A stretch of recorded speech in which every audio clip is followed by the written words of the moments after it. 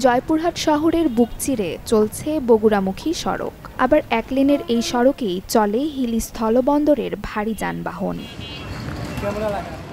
শহরবাসীকে যানজটের হাত থেকে রক্ষায় ২০১৭ সালে সড়কটি ৪ লেন করার প্রকল্প অনুমোদন দেয় একনেক। ২০১৮ সালের ৩০ সেপ্টেম্বর স্থাপন করা হয় ভিত্তিপ্রস্তর। এরপর ভূমি অধিগ্রহণ, বৈদ্যুতিক খুঁটি, পানির লাইন সহ একে একে সব কাজ শেষ হলেও নানা জটিলতায় বন্ধ ছিল কাজ। ৫ আগস্টের পরে আবার নতুন করে শুরু হয় কাজের অগ্রগতি। তবে ৪ লেনের মাঝখানে ডিভাইডার স্থাপন করায় তৈরি হয়েছে নতুন বিপত্তি। সংকুচিত হচ্ছে সড়ক, এতে চরম ভোগান্তিতে শহরবাসী। চলাচল করা খুব কষ্ট, এভাবে গরিব লোকেরা চলা পায় না, এটা তো সরকার দেখে না।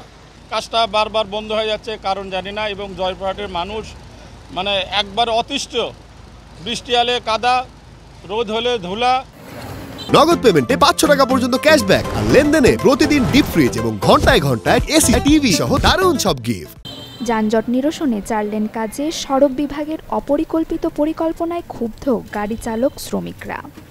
এই কয়েকদিনের মধ্যে 2টা চাকা নষ্ট হয়ে গেছে, আবার লিক হচ্ছে। একটা লিক সারার দাম ৪০ থেকে ৫০ টাকা, চাকার দাম ১৫০০ টাকা। বাস টার্মিনালের সামনে যারা ডিভাইডার দিছে, গাড়িগুলো চলাচলে খুব সমস্যা।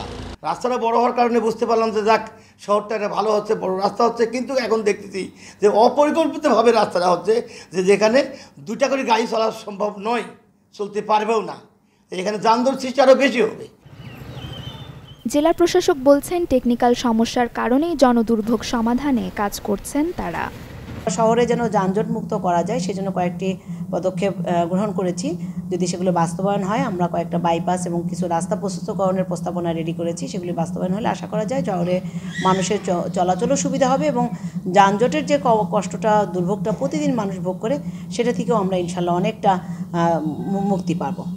সমস্যা নিরসন করে দ্রুত ৪ লেন সড়কের কাজ শেষ হবে, এমনটাই দাবি সবার। Desk report, channel 24।